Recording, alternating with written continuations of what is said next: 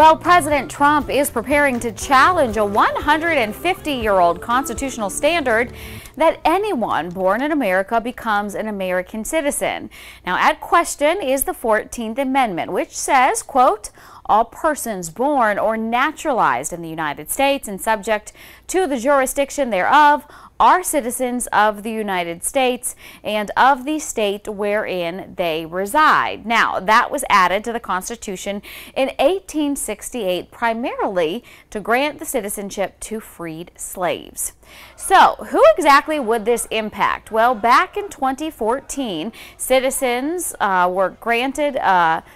was granted to 275,000 babies that were born to undocumented immigrant parents. That represents only about 7% of all births in our country that year.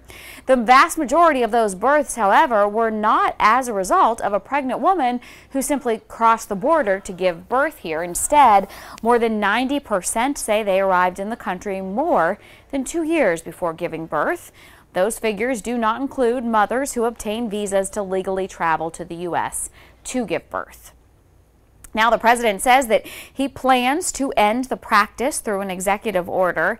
He says the United States is the only nation in the world to grant birthright citizenship. However, Canada and Mexico have that same policy, as well as about 30 other countries, including Brazil and Argentina.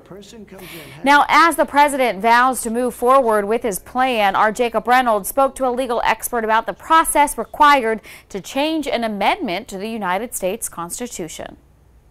Jay Bender has been practicing law since 1975, represents various media groups defending the First Amendment, including WLTX, is a retired law professor at USC, and is well versed in the Constitution. He says the language of the 14th Amendment is cut and dry. In the nearly 150 years since it has been adopted, the near unanimous interpretation of it is that if you are born in the United States in circumstances other than your parents being diplomats or, for a long time, Indians, you have United States citizenship. Bender says the spirit of the law says the same thing. The sponsor of the 14th Amendment said that he was restoring the English common law principle of jus soli, and that is citizenship by virtue of birthplace. He added that the president's current proposal is flawed. I don't think that an executive order can change the interpretation of this provision of the 14th Amendment.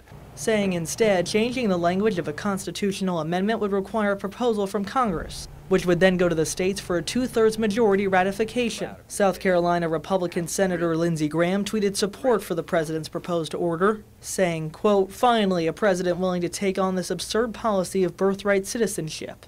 He went on to say this policy is a magnet for illegal immigration out of the mainstream of the developed world and needs to come to an end, and said he would propose legislation to end the practice. In Columbia, Jacob Reynolds, News 19, WLTX.